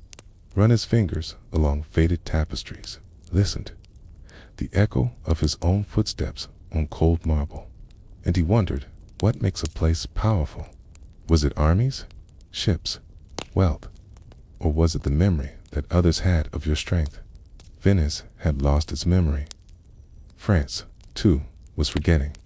The Republic had replaced kings, but not with vision, only with committees, only with bureaucracy, and perhaps that was why Campo Formio stung more than any battle he had lost, 'cause it proved that even victory could be hollow if administered by cowards. So Napoleon wrote. He drafted private essays notes on statecraft, logistics, diplomacy. Some were angry, some careful, all of them precise, in one note. He compared diplomacy to geometry. You may shorten the path between 2 points, but not if the second point keeps moving. It was his way of saying, you can't negotiate with fear. Still, he played along, smiled at the right gatherings, tended salons, at ministers, but his eyes wandered. He no longer saw Europe as a set of nations. He saw it as a series of movable parts, cheese with pressure points, each with timing. And he knew that the Treaty of Campo Formio wasn't a peace. It was an intermission, a pause in which old powers regrouped, and new ones, like himself, prepared. In private, he told his secretary, I signed a page, but the war is not finished. It is only folding in on itself, waiting for breath. And so, in that breath, he planned. He began to imagine a campaign in the east, beyond Austria, beyond Italy, beyond the reach of the Directory, Egypt, India, something vast, something uncatchable. But that vision began with a treaty he didn't want to sign, because it showed him that France was too small for his pace, too slow for his fire, too cautious for his instinct. And while the Directory celebrated peace, Napoleon began drafting the next war, not out of malice, not even out of ambition, but because he had seen what happened when brave things fell into timid hands. Venice was the warning. Campo Formio was the lesson. And silence, he realized, was a kind of weapon too. If it could be used to bury truth, it could also be used to sharpen memory. By the end of 1797, France was nominally at peace. The war with Austria was over on paper. The Netherlands, parts of Western Germany, and much of northern Italy had been pulled into the French sphere of influence. The revolutionary tide had pushed farther than any minister had ever dreamed. And yet, Napoleon Bonaparte stood alone, dissatisfied. He had won almost everything: battles, cities, loyalty.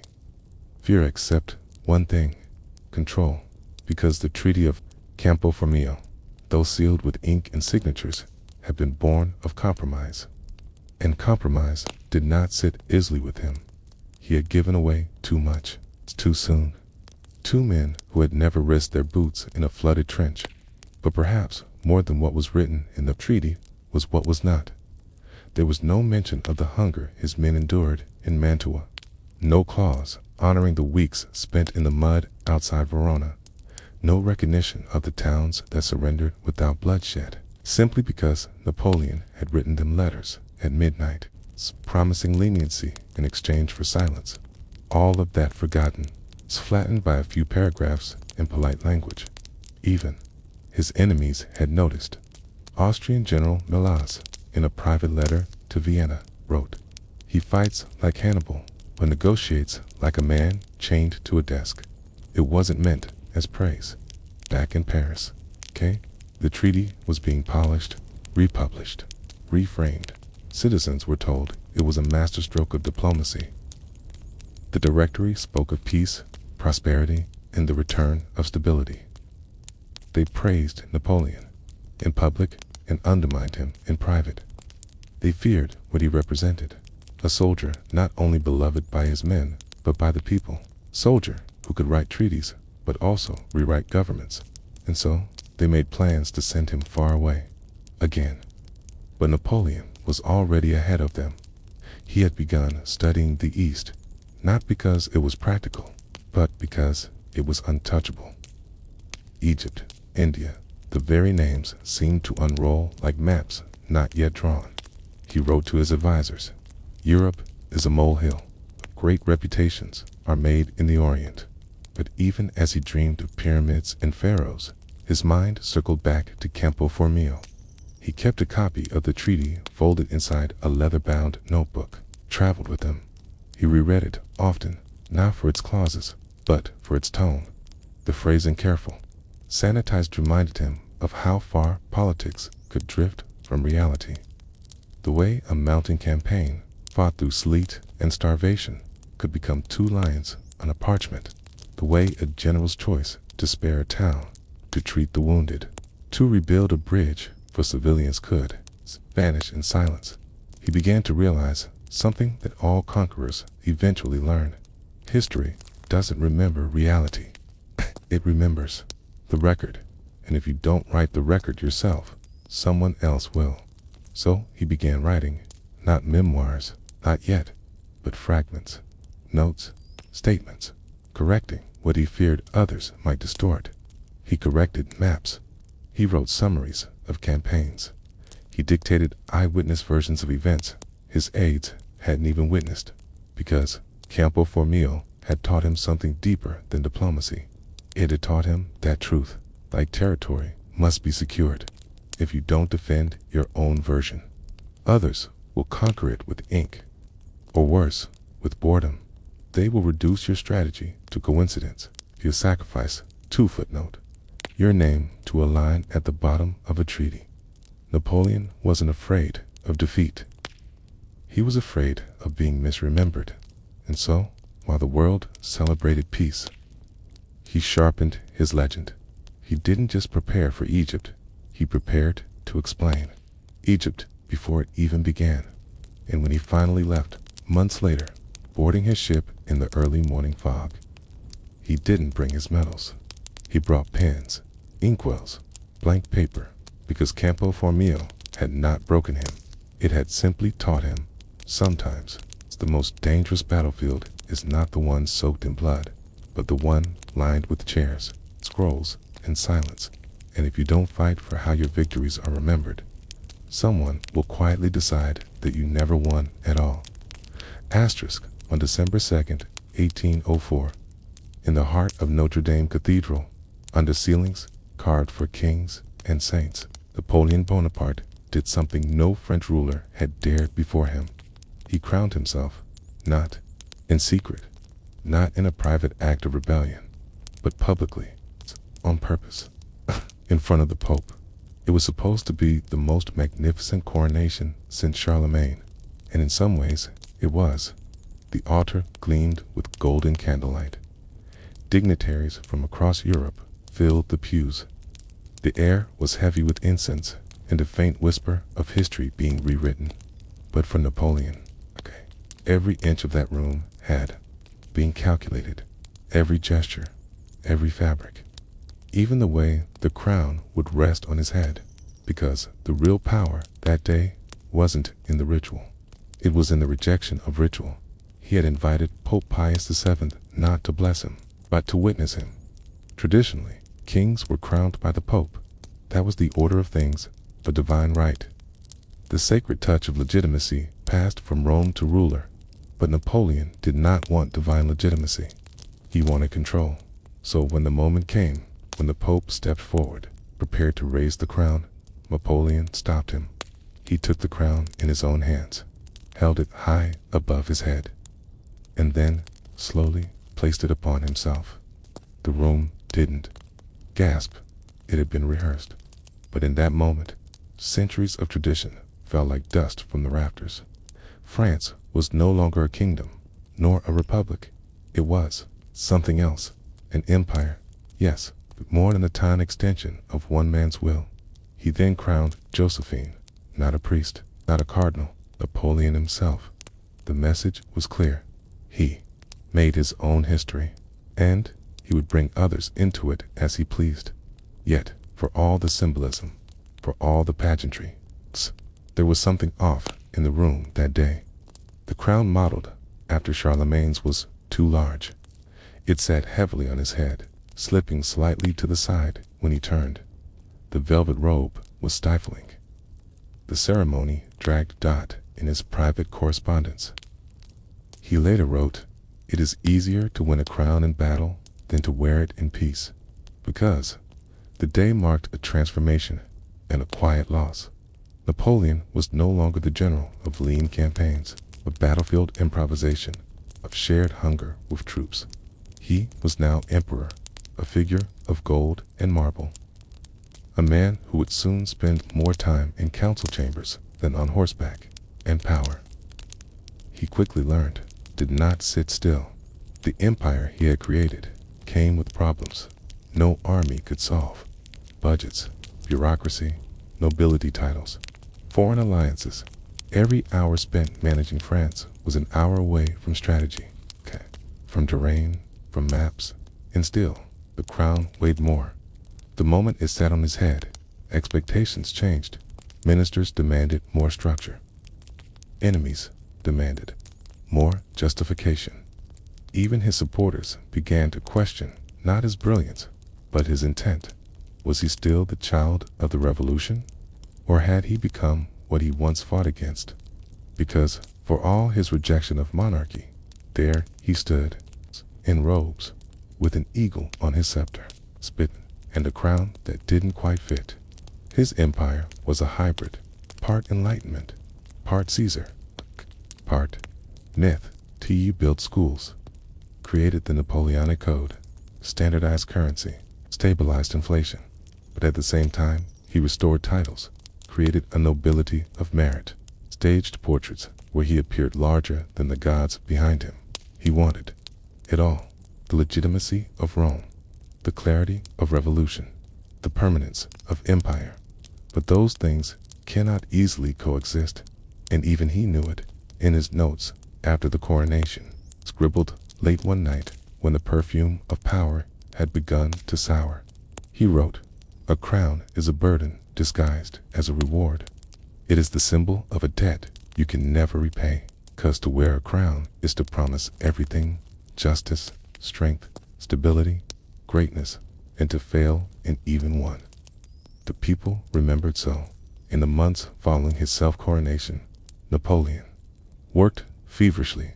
He reorganized France's administration, codified laws, expanded the Legion of Honor, crushed dissent, but he also became more distant, more tightly managed, less seen. He no longer dined casually with officers, no longer walked freely among his troops. He became imperceptibly an idea. One soldier would later say, he no longer cast a shadow. He cast a symbol, but symbols crack, especially when they grow too heavy to carry. And so, the question began to linger not just in court, but in the minds of those who had once followed him across rivers and mountains. Did the man who crowned himself to prove his freedom now find himself bound by that very act? Asterisk after the coronation. The throne did not give Napoleon rest, gave him lists. The man who once had moved cannons by rope and brute calculation was now surrounded by forms, petitions, and ceremonial schedules. His days were filled with ministers, reading summaries, his evenings with ink-stained memoranda.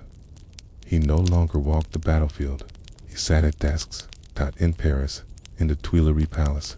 He was addressed as Your Majesty, not General, not even Citizen Bonaparte. That world had faded. This was the world of emperors, nouveau heralds announcing his arrival, of rooms swept clean before he entered, courtiers who bowed but never truly spoke. He was in control of more than he had ever dreamed, and yet control began to mean something different. It was no longer about winning, it was about maintaining. He ordered ministers to reform agriculture in the southwest, to fix canals in the north, to standardize weights and measures across provinces that hadn't seen a census since the reign of Louis XVI. He created prefects, regional governors, who answered directly to Paris. He rewrote the tax code. He made education compulsory for boys. The Napoleonic Code, the civil law framework, he personally supervised was among his proudest achievements. It emphasized clarity, equality before the law, property rights. And yet, at the same time, he censored newspapers, silenced dissent, shut down opposition clubs, because order, he believed, was not born of freedom, but of efficiency. His empire was to run like an army, not with votes, but with reports. And those who couldn't keep up were simply replaced. The crown he had placed on his own head became not a reward, but a contract one that demanded action every hour of every day. He worked constantly.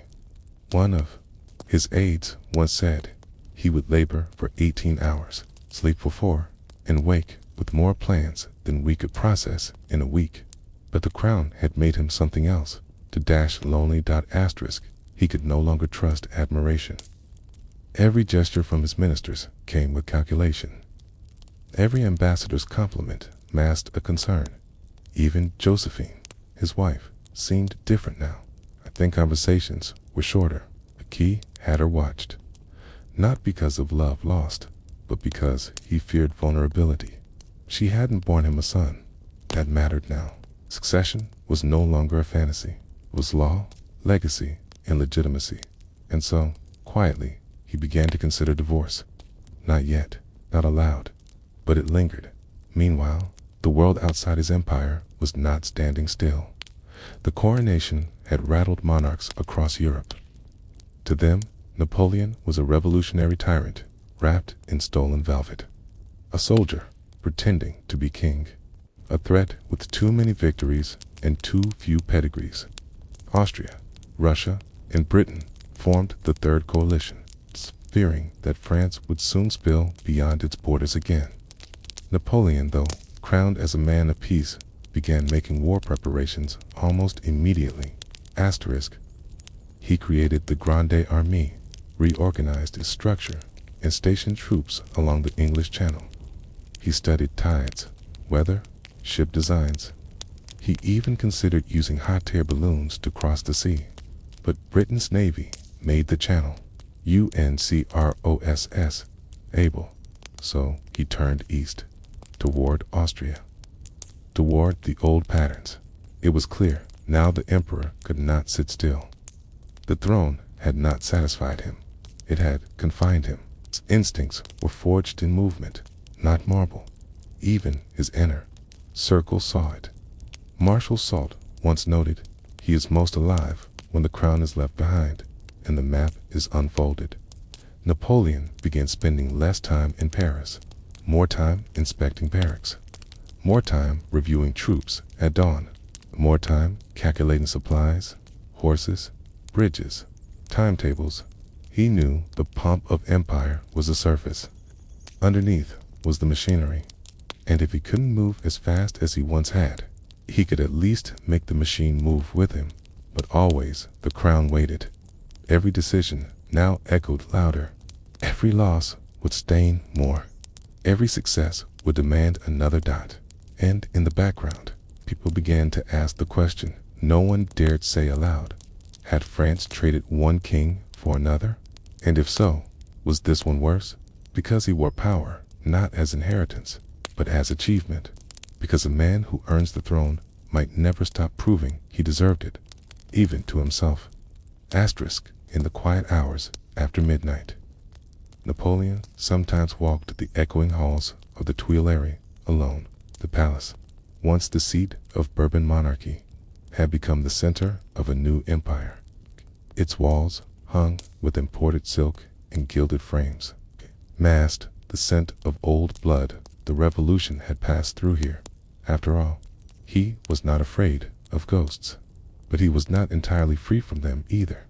The crown he had lifted with his own hands was still perched on his empire, but it no longer sat as securely on his head. By 1805, the symbols of monarchy surrounded him. The imperial bees, chosen as emblems of hard work and lineage. The scepter, orb, and coronation sodal polished and locked away, removed from use, but never from sight. Portraits painted with halos of sunbursts, echoes of Roman emperors and divine kings. And yet, for all that imagery, something subtle had changed. The act of crowning himself, once a signal of independence, was now being interpreted as arrogance. The very thing that had made Napoleon seem modern, powerful, and untouchable was being seen, little by little, as a warning dot to the monarchs of Europe. It was a humiliation. To the Republicans of France, it was a betrayal. And to his own ministers, it was a risk, because the higher he rose, the more people expected to see him fall. In court, murmurs began, not loud, not seditious, just careful. Did he need to command every decision personally? Did he trust anyone at all? He didn't. Not really. Every day, he read reports from spies, letters from prefects, summaries from police. He reviewed postmasters' notes to see which cities were late in correspondence.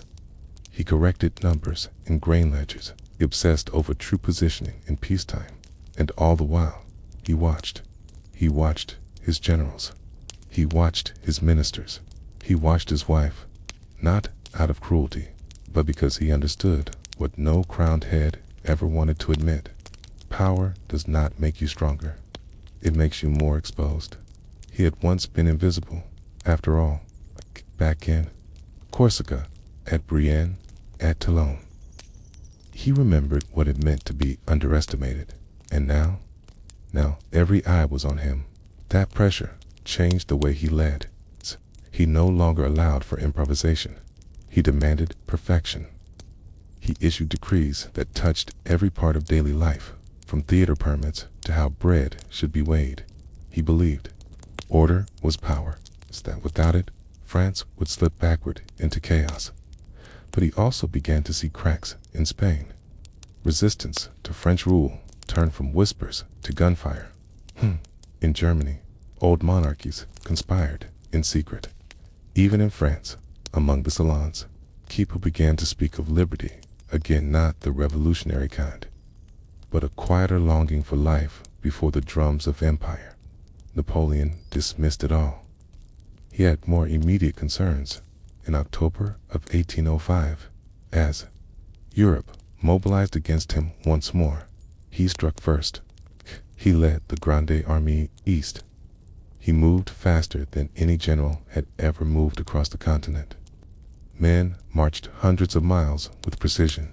Bridges were built overnight. Villages were seized before dawn could rise. And then came Austerlitz, the battle of the three emperors, Napoleon's greatest triumph. With 73,000 men, he defeated a joint Austro-Russian force of 90,000. He used fog, terrain, feints, everything, crushed them completely. He returned to Paris with a new glory. The crown shone brighter for a while, but after Austerlitz, he began to look back more often at reviews. He scanned the faces of officers. At court, he reread the body language of allies. At home, he asked more questions about Josephine, where she had been, who she saw. Even as he expanded his empire, annexed territories, placed family members on thrones across Europe, he seemed to grow less certain, because power, he had discovered, is not only taken, it must be carried, every day, every hour, and it has no handles. Once slipped, it slides. The crown that slipped slightly on his head in Notre Dame that moment that had seemed almost poetic now, felt symbolic. It never quite fit. Not because he wasn't worthy, but because it was never meant to fit a man like him. He wasn't born for thrones. He built them, and builders often grow restless sitting still. So he kept moving. More campaigns, more coalitions. He outpaced doubt. He outran hesitation. He surrounded himself with ceremony, so no one could see how tired he had become.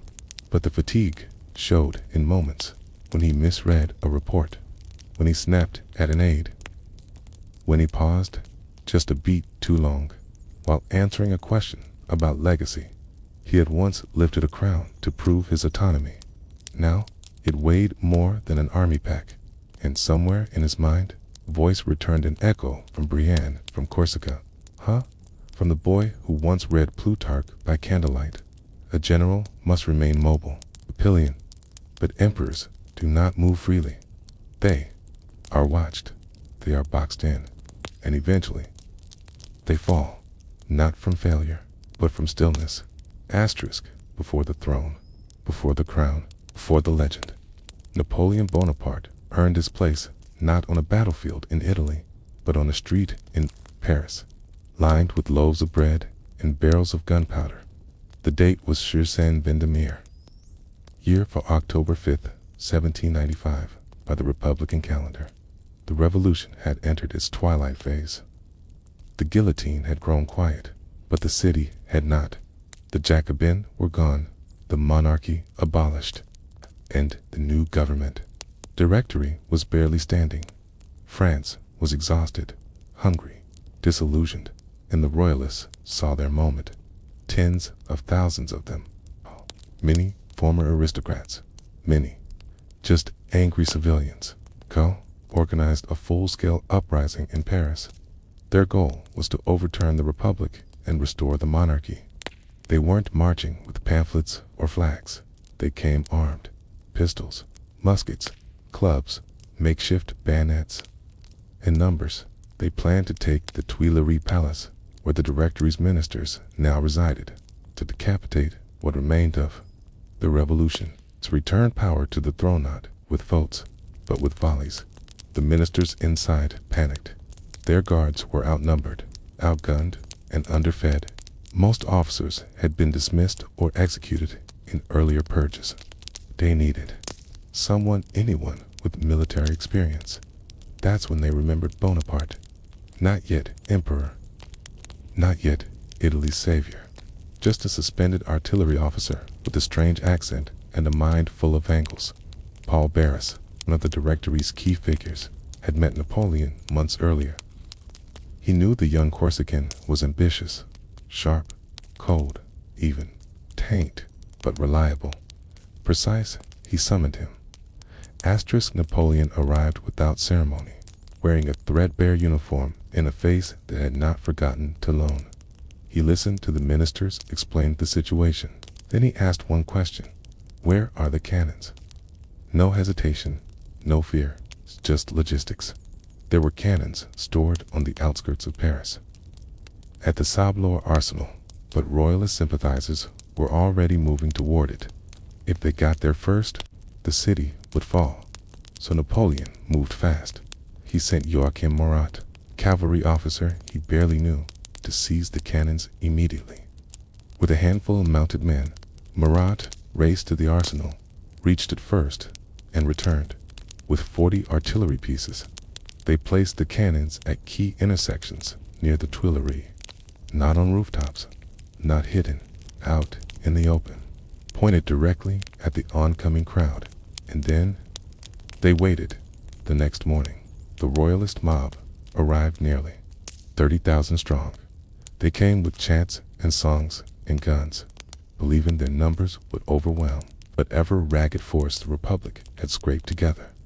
They didn't expect trained gunners. They didn't expect orders barked with icy calm. They didn't expect grapeshot at close range. Grapeshot turned cannons into giant shotguns. Instead of a single ball, they fired clusters of iron fragments, shredding flesh, wood, and will. Napoleon gave the order. The cannons fired. Asterisk. The front ranks of the royalist mob dissolved. People screamed. The second wave broke and ran. More cannon fire, more panic. The uprising ended within an hour. Paris fell silent again. The smell of smoke and blood mingled with the scent of fresh bread, delivered late that morning to the Tuileries kitchens, still warm, still wrapped in linen, as if the world hadn't nearly changed outside. This moment, violent, brief, and surgical, did not look like the birth of an empire. But it was, because the Directory didn't just think Napoleon. They promoted him. They gave him command of the Army of the Interior. Then, soon after, command of the Army of Italy. He had saved the Republic, not with idealism, not with oratory, with artillery. Years later, when asked how he rose so quickly, he would say, "A whiff of grape shot, if it were nothing." As if that morning hadn't changed the course of Europe. But behind that phrase was something darker. He had learned that control, real, immediate control, didn't come from debates. It came from firepower, from decisiveness, from the willingness to shoot your fellow citizens if it meant stability. It was the first time he had used violence, not in war, but in politics, and it worked. He had shown France that he was not a dreamer. He was a survivor, a calculator, a man who could look down a Parisian street lined with bread carts and still choose to fire. Asterisk, after the last round of grape shot faded into silence. After the screaming had turned into muttering, and the muttering into quiet, we might imagine Napoleon standing in the smoke, listening not for applause, but for confirmation. Had it worked? It had. Decisively. The royalist insurrection was crushed. Paris did not fall. The Directory remained intact. But the cost was not counted in bodies. No official number was ever made public. It was counted in permission, because from that day forward, a Directory, France's fragile, post-era government knew something very dangerous. It needed Napoleon more than Napoleon needed it, and he knew it. Too. He returned to his quarters that evening with no ceremony. No medals were awarded. No music played. Just paperwork, an officer's report, and a fresh commission general of the Army of the Interior. Paris returned to its rhythms within days. Shops reopened. Street sweepers cleared the blood. Markets restocked. Bakers resumed their trade. The scent of warm bread once again drifted through the boulevards, as cannons had not echoed there just mornings before. But something had shifted. It was invisible, but it ran through the streets like a buried current, an unease, a memory, a realization that law could be upheld by steel. In the years that followed, Sidney Vandermeer would not be commemorated. There were no statues, no paintings in public halls. It was not taught in schools, and yet was a hinge, because before that morning, Napoleon had been an unemployed officer with a suspicious political past. After it, he was a man who had shown he could save a regime without needing its permission first. More than anything, it showed that violence in France was no longer the property of mobs or of revolutionaries. It now belonged to the organized, the mathematical, the precise, and Napoleon was all three. He didn't kill the most people that day. He killed the idea that large crowds could still steer the fate of the city. He had replaced chaos, calculus, and the Directory rewarded him. They needed someone strong, but not too strong, loyal, but not too popular, sharp, but not hungry. They misjudged on all counts, because Napoleon wasn't aiming for command of Paris. He was aiming for a canvas bigger than France itself. Within weeks, it was reassigned to a theater where failure was expected. Italy. Army there was in tatters. Supplies were thin, morale lower than boots worn through. But Napoleon didn't flinch. He packed his maps, his rulers, his notebooks, and left the city he had just saved with barely a goodbye.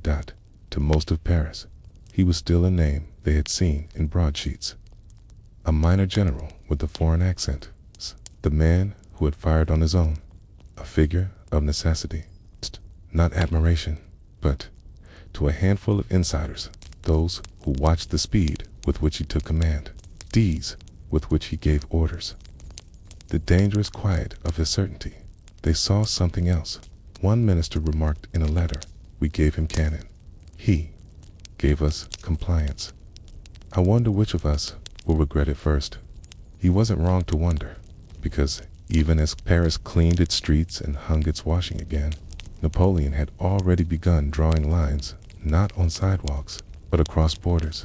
The Directory, short-sighted, believed they had found a man to enforce order, but Napoleon had found a platform, test, a signal that a man with no noble blood, no royal name, and no formal education in statecraft could rise, not because of institutions, but in spite of them. And the first proof had been simple: 40 cannons, 300 men, one order, and the will to give it. It didn't take an empire to change history, just the right general standing at the right corner in the right city with his hand raised, and no hesitation. Asterisk, long before Napoleon became emperor, long before the golden eagles and marble busts, he was still to most Parisians just a strange young man with a southern accent and eyes that didn't blink often enough, even after Vendemier, even after the cannon smoke had cleared and the streets had settled into silence. Many in Paris still whispered his name the way one speaks of a passing fever, impressive, perhaps, but temporary. Yet the city remembered, not through monuments, not through plaques, but through a change in tone. People no longer laughed when they said Bonaparte. They hesitated because something had happened on those cobbled streets. And even if the directory refused to frame it, Paris had witnessed a shift. The man who had ordered grapeshot into a crowd wasn't just a soldier. He was something else.